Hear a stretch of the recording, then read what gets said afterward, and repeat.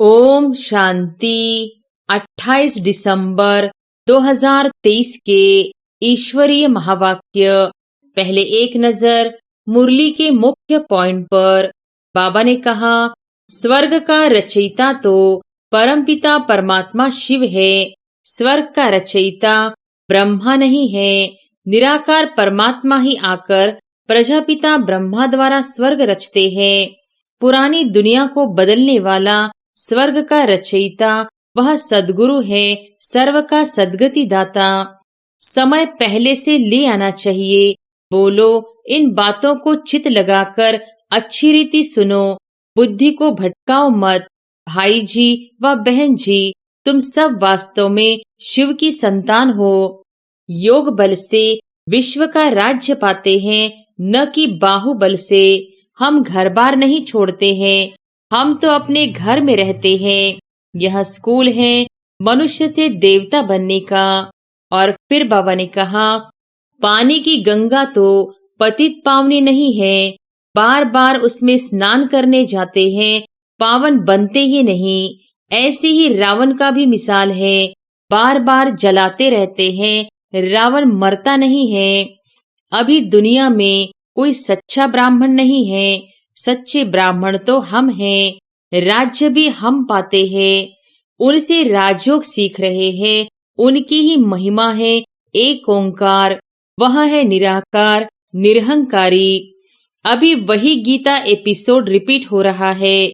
महाभारी लड़ाई लगी थी, सब मच्छरों सदृश गए थे। अब वही समय है। कुमारी का नाम क्यों गाया जाता है? क्योंकि तुम्हारा अभी का जो नाम है कि कन्या, वह जो 21 कुल का उद्धार करे, तो वह तुम्हारा मान चला आया है। और फिर लास्ट में बाबा ने कहा, हमारा उस्ताद मददगार परमपिता परमात्मा शिव है। उनसे हम योग बल से शक्ति लेते हैं, जिससे हम 21 जन्म एवर हेल्दी बनते हैं। यह गारंटी है। यह बड़ी हॉस्पिटल है। हम 21 जन्म के लिए फिर कभी रोगी नहीं बनेंगे। हम भारत की सच्ची सेवा कर रहे हैं, इसलिए गायन है शिव शक्ति सेना। बाप कहते हैं, याद से अपने विकर्म विनाश करो तो आत्मा शुद्ध बन जाएगी, और ज्ञान को धारण करने से तुम चक्रवर्ती राजा बनेंगे। हर एक की नब्ज देखनी चाहिए, उस समय की वृत्ति देखनी चाहिए। ठीक सुनता है, तवाई होकर तो नहीं बैठा है। और अब सुनते हैं महावाक्यों को विस्तार से। मुरली का सार। मीठे बच्चे, दान सदा पात्र को देना है। फालतू समय वेस्ट नहीं करना है। हर एक की नब्ज देखो कि सुनते समय उनकी वृत्ति कहाँ जाती है। प्रश्न है, पावन दुनिया में चलने के लिए तुम बच्चे बहुत भारी परहेज करते हो। तुम्हारी परहेज क्या है? उत्तर है, गृहस्थ व्यवहार में कमल फूल के समान रहना ही सबसे भारी परहेज है। हमारा त्याग है सारी बेहद की पुरानी दुनिया का। एक आंख में है स्वीट होम, दूसरी आंख में है स्वीट राजधानी। इस पुरानी दुनिया को देखते हुए भी नहीं देखना, यह है बहुत बड़ी परहेज। इसी परहेज से पावन दुनिया में चले जाते हैं। गीत है, धीरज धर मनुआ धीरज धर, तेरे सुख भरे दिन आए कि आए। तकदीर का सूरज चमकेगा, गम के बादल छट जाएंगे। ओम शांति। गीत सुनने से ही बच्चों को खुशी का पारा चढ़ जाना चाहिए, क्योंकि दुनिया में दुख तो है ही। मनुष्य मात्र है ही नास्तिक, अर्थात बाप को नहीं जानते। अब तुम नास्तिक से आस्तिक बन रहे हो। तुम बच्चे अब जानते हो कि हमारे सुख के दिन आ रहे हैं। कहीं भी तुम जाते हो तो पहले पहले तुम अपना परिचय दो। हम अपने को ब्रह्मा कुमार कुमारी क्यों कहलाते हैं? ब्रह्मा है प्रजापिता, शिव का बच्चा। ऊंचते ऊंच उस निराकार को कहा जाता है।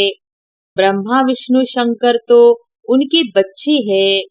विष्णु और शंकर को कभी प्रजापिता नहीं कहेंगे। प्रजापिता ब्रह्मा यहाँ है। देखो, यह पॉइंट अच्छी तरह धारण करो। लक्ष्मी नारायण राधे कृष्ण को प्रजापिता नहीं कहेंगे। प्रजापिता ब्रह्मा नाम मशहूर है। यह है प्रजापिता साकार। अब स्वर्ग का रचयिता तो परमपिता परमात्मा शिव है।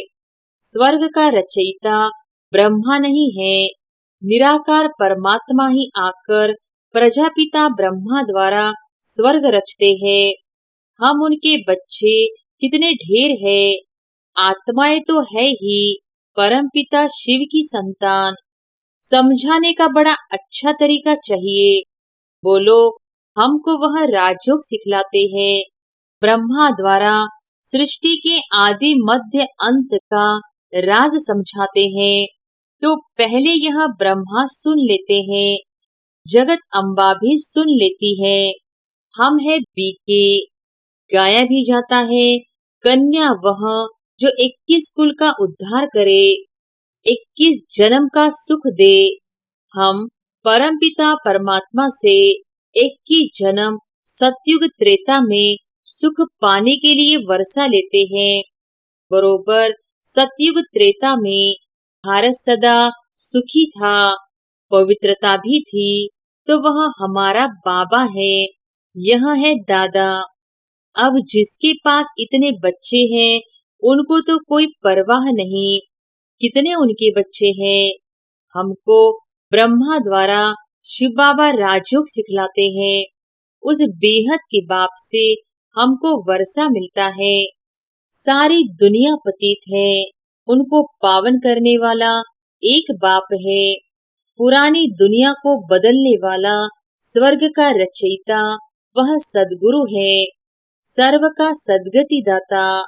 नई दुनिया में है ही लक्ष्मी नारायण का राज्य। भारत में जो देवी देवताओं का राज्य था, वह देवताएं ही 84 जन्म लेते हैं। फिर वर्ण भी बताने पड़े, समय पहले से ले लेना चाहिए। बोलो, इन बातों को चित लगाकर अच्छी रीति सुनो। बुद्धि को भटकाओ मत। भाई जी व बहन जी, तुम सब वास्तव में शिव की संतान हो। प्रजापिता ब्रह्मा तो सारे सीजरे का हेड हुआ। हम ब्रह्मामुख वंशावली ब्राह्मण उनसे वर्षा ले रहे हैं। योग बल से विश्व का राज्य पाते हैं, न कि बाहुबल से। हम घर बार नहीं छोड़ते हैं। हम तो अपने घर में रहते हैं। यह स्कूल है मनुष्य से देवता बनने का। मनुष्य तो कोई देवता बना न सके। यह दुनिया ही पतित है। पानी की गंगा तो पतित पावनी नहीं है। बार बार उसमें स्नान करने जाते हैं, पावन बनते ही नहीं। ऐसे ही रावण का भी मिसाल है। बार बार जलाते रहते हैं, रावण मरता नहीं है। यह रावण वाला पोस्टर भी ले जाना चाहिए। कोई ऐसी बड़ी जगह जाओ तो एल्बम भी ले जाना चाहिए। देखो, यह सब बच्चे हैं। सभी की प्रतिज्ञा की हुई है पवित्र रहने की। वास्तव में ब्रह्मा के सभी बच्चे हैं। प्रजापिता ब्रह्मा सीजरे का हेड है। इस समय प्रैक्टिकल हम ब्रह्मा कुमार कुमारियां हैं। हो तुम भी, परंतु तुम पहचानते नहीं हो। अभी दुनिया में कोई सच्चा ब्राह्मण नहीं है। सच्चे ब्राह्मण तो हम हैं। राज्य भी हम पाते हैं। फिर यह है ब्राह्मणों का सीजरा। ब्राह्मण है चोटी। बच्चों को समझाया है, श्री कृष्ण भगवान नहीं है। वह तो पूरे 84 जन्म लेते हैं। 84 जन्म पूरे होते ही फिर देवता बनना है। कौन बनाए? बाप बनाते हैं। हम उनसे राजयोग सीख रहे हैं। उनकी ही महिमा है एक ओंकार। वह है निराकार निरहंकारी।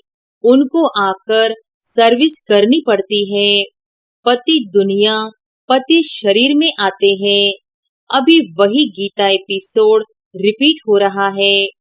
महाभारी लड़ाई लगी थी, सब मच्छरों सदृश गए थे। अब वही समय है। परमपिता परमात्मा शिव भगवानो वॉच है, वह है रचयिता। स्वर्ग में लक्ष्मी नारायण का राज्य था। सृष्टि को सतोप्रधान बनाना बाप का ही कर्तव्य है। हम उनको बाबा बाबा कहते हैं, वह आते जरूर है। शिवरात्रि भी है, इसका अर्थ भी बताना चाहिए। पॉइंट नोट कर फिर धारण करनी चाहिए। पॉइंट्स बुद्धि में रहनी चाहिए। कन्याओं की बुद्धि तो अच्छी होती है। कुमारी के पैर धोते हैं, है तो कुमार और कुमारियां दोनों पवित्र। फिर कुमारी का नाम क्यों गाया जाता है? क्योंकि तुम्हारा अभी का जो नाम है कि कन्या, वह जो 21 कुल का उद्धार करे, तो वह तुम्हारा मान चला आया है। हम भारत की रूहानी सेवा करते हैं।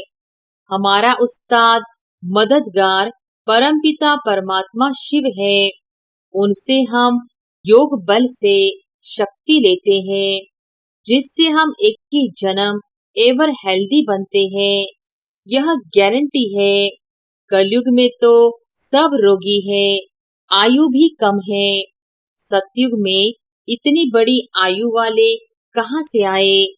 इस राजयोग से इतनी बड़ी आयु वाले बनते हैं। वहाँ अकाले मृत्यु होती नहीं। एक शरीर छोड़ दूसरा लिया जाता है। यह पुरानी खाल है। शिव बाबा की याद में रहे, इस देह सहित देह के सब संबंधों को भूल जाना है। बुद्धि से हम बेहद का त्याग करते हैं। हमारी बुद्धि योग की रूहानी यात्रा है। वह जिस्मानी यात्रा मनुष्य सिखलाते हैं। बुद्धि की यात्रा बाप के सिवाय कोई सिखलाने वाला नहीं है। यह राजयोग सीखने वाले ही स्वर्ग में आएंगे। अब फिर से सैपलिंग लग रहा है। हम सब उस बाप के बच्चे हैं। हम बच्चों को शिव बाबा से वर्षा मिलता है। यह दादा भी शिव बाबा से वर्षा लेते हैं। आप भी बेहद के बाप से वर्षा लो। यह बड़ी हॉस्पिटल है। हम 21 जन्म के लिए फिर कभी रोगी नहीं बनेंगे। हम भारत की सच्ची सेवा कर रहे हैं, इसलिए गायन है शिव शक्ति सेना। अब बाप कहते हैं, याद से अपने विकर्म विनाश करो, तो आत्मा शुद्ध बन जाएगी और ज्ञान को धारण करने से तुम चक्रवर्ती राजा बनेंगे। हम पवित्र बनेंगे तो लक्ष्मी को अथवा नारायण को भी वरेंगे। सर्वगुण संपन्न संपूर्ण निर्विकारी यहाँ नहीं बनेंगे तो लक्ष्मी नारायण को कैसे वरेंगे? इसलिए कहा जाता है, आईने में अपने को देखो, लक्ष्मी नारायण को वरने लायक बने हो। पूरा नष्टो मोहा नहीं बनेंगे तो लक्ष्मी को वर नहीं सकेंगे, फिर प्रजा में जाएंगे। शिव बाबा को भी परमधाम से आना पड़ता है। जरूर पति दुनिया में आए तो पावन बना कर ले जाए। यहाँ हम परहेज भी बहुत रखते हैं। हमारी एक आंख में स्वीट होम और दूसरी में स्वीट राजधानी है। हमारा त्याग सारी दुनिया का है। घर गृहस्थ में रहते कमल फूल समान पवित्र रहते हैं। बूढ़े समझते हैं वानप्रस्थ अवस्था है, चलो मुक्ति धाम के लिए पुरुषार्थ करे। इस समय तो सबकी वानप्रस्थ अवस्था है। हर एक को हक है बाप से वर्षा लेने का। दुखधाम को भूल जाना है। यहाँ है बुद्धि से त्याग। हम पुरानी दुनिया को बुद्धि से भूल नई दुनिया को याद करते हैं, फिर अंतमति सो गति हो जाती है। यह सबसे बड़ी गॉडफादरली यूनिवर्सिटी है। भगवानो वॉच मैं राजयोग सिखलाकर मनुष्य से देवता बनाता। ऐसे ऐसे समझाना चाहिए। बोलो, हम जो सुनाते हैं वह बैठकर सुनो। बीच में प्रश्न पूछने से वह प्रवाह टूट पड़ता है। हम आपको सारे सृष्टि चक्र का राज बतलाते हैं। शिव बाबा का ड्रामा में क्या पार्ट है, लक्ष्मी नारायण कौन है, हम सबकी जीवन कहानी बताएंगे। हर एक की नब्ज देखनी चाहिए, उस समय की वृत्ति देखनी चाहिए। ठीक सुनता है, दवाई होकर तो नहीं बैठा है, यहाँ वहां तो नहीं देखता है। यहाँ बाबा भी देखते हैं, कौन सामने सुनकर झूमते हैं। यह ज्ञान का डांस है। वे स्कूल तो छोटे होते हैं जो टीचर अच्छी रीति देख सके और नंबरवार बिठाए। यहाँ तो बहुत है, नंबरवार बिठा नहीं सकते, तो देखना पड़ता है किसकी बुद्धि कहीं भागती तो नहीं है। मुस्कुराते हैं, खुशी का पारा चढ़ता है, ध्यान से सुनता है। दान सदा पात्र को देना चाहिए, फालतू समय वेस्ट नहीं करना चाहिए। नब्ज देखने की भी समझदारी चाहिए। मनुष्य तो डरते हैं, खास सिंधी लोग समझते हैं कहीं बीके जादू न लगा दे, इसलिए सामने देखते भी नहीं हैं। शिव बाबा समझाते हैं, तुम ब्राह्मण ही त्रिकालदर्शी बनते हो, फिर वर्णों का राज भी समझने का है। हम सो का अर्थ भी समझाना है। हम आत्मा सो परमात्मा कहना रॉन्ग है। कोई फिर ब्रह्म को भी मानने वाले हैं, कहते हैं अहम ब्रह्मस्मि। माया तो 5 विकार है, हम ब्रह्म को मानते हैं। अब ब्रह्म तो महतत्व है जो हमारा निवास स्थान है। जैसे हिंदुस्तान में रहने वाले अपना धर्म हिंदू कह देते हैं, वैसे वह भी ब्रह्म तत्व को कह देते कि हम ब्रह्म हैं। बाप की महिमा अलग है, सर्वगुण संपन्न, 16 कला संपूर्ण, यह महिमा देवताओं की है। आत्मा जब शरीर के साथ है तब उसकी महिमा है। आत्मा ही पतित अथवा पावन बनती है। आत्मा को निर्लेप नहीं कह सकते। इतनी छोटी सी आत्मा में 84 जन्मों का पाठ है, उसको फिर निर्लेप कैसे कहेंगे। अभी बाबा पीस स्थापन करते हैं, तो तुम बच्चे बाबा को क्या प्राइज देते हो। वह तुमको 21 जन्म स्वर्ग की राजधानी की प्राइज देते हैं। तुम बाबा को क्या देते हो।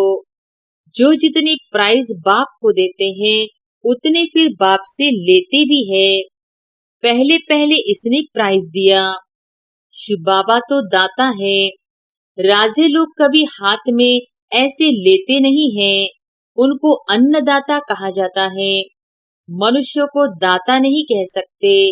भले तुम सन्यासियों आदि को देते हो, परंतु रिटर्न फल तो फिर भी शिव बाबा दाता देता है। कहते हैं सब कुछ ईश्वर ने दिया है, ईश्वर ही लेते हैं। फिर कोई मरता है तो रोते क्यों हो, परंतु न वह लेते हैं न वह देते हैं। वहाँ तो लौकिक माँ बाप जन्म देते हैं, फिर कोई मर जाता है तो उनको ही दुख होता है। यदि ईश्वर ने दिया, उसने ही लिया, तो दुख क्यों होना चाहिए। बाबा कहते हैं मैं तो सुख दुख से न्यारा हूँ। तो इस दादा ने अपना सब कुछ दिया है, इसलिए फुल प्राइज भी ले रहे हैं। कन्याओं के पास तो कुछ भी है नहीं। यदि उनको माँ बाप देते हैं तो फिर शिव बाबा को दे सकती है। जैसे मम्मा भी गरीब थी, फिर देखो कितनी तीखी गई है, तन मन धन सेवा कर रही है। तुम जानते हो हम सुखधाम जाते हैं वाया शांति धाम। जब तक हम बाप के पास नहीं जाएंगे तो ससुर घर कैसे आएंगे। पियर घर में तो बैठे हैं, पहले बाप के पास जाएंगे फिर ससुर घर आएंगे। यहाँ है शोक वाटिका, सतयुग है अशोक वाटिका। अच्छा, मीठे मीठे सिकिलधे बच्चों प्रति मात पिता बाप दादा का याद प्यार और गुड मॉर्निंग।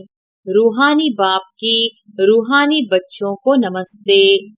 धारणा के लिए मुख्य सार। पहली पॉइंट, इस वानप्रस्थ अवस्था में स्वीट होम और स्वीट राजधानी को याद करने के सिवाय बुद्धि से सब कुछ भूल जाना है, पूरा नष्टोमोहा बनना है। दूसरी पॉइंट, बुद्धि योग से बेहद का त्याग कर रूहानी यात्रा करनी है, श्रीमत पर पवित्र बन भारत की सच्ची सेवा करनी है। वरदान है, श्रेष्ठ कर्म रूपी डाली में लटकने के बजाय उड़ती पंछी बनने वाले हीरो पाठधारी भव। श्रेष्ठ कर्म रूपी डाली में लटकने के बजाय उड़ता पंछी बनने वाले हीरो पाठधारी भव। संगम युग पर जो श्रेष्ठ कर्म करते हो, यह श्रेष्ठ कर्म हीरे की डाली है। संगम युग का कैसा भी श्रेष्ठ कर्म हो, लेकिन श्रेष्ठ कर्म के बंधन में भी फंसना अथवा हद की कामना रखना, यह सोने की जंजीर है। इस सोने की जंजीर अथवा हीरे की डाली में भी लटकना नहीं है, क्योंकि बंधन तो बंधन है। इसलिए बाप दादा सभी उड़ते पंछियों को स्मृति दिलाते हैं कि सर्व बंधनों अर्थात हदों को पार कर हीरो पाठधारी बनो। स्लोगन है, अंदर की स्थिति का दर्पण चेहरा है, चेहरा कभी खुश्क न हो, खुशी का हो। अंदर की स्थिति का दर्पण चेहरा है, चेहरा कभी खुश्क न हो, खुशी का हो। अच्छा, ओम शांति।